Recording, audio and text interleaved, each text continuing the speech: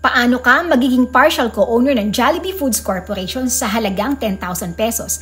Mag-i-invest ka sa Philippine stock market. Bibili ka ng shares of stock ng Jollibee.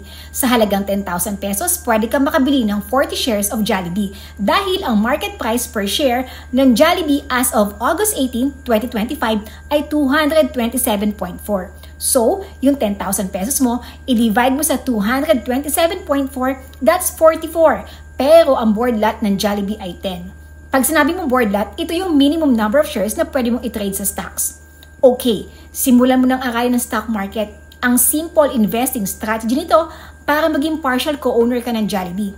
At hindi lang yun, magandang preparation ng stock investing para sa iyong retirement fund, para magkaroon ka ng extra income or passive income, para sa education ng iyong mga anak, at ang the best, pwede mo pa ipamana ang knowledge mo sa stock market sa iyong mga anak.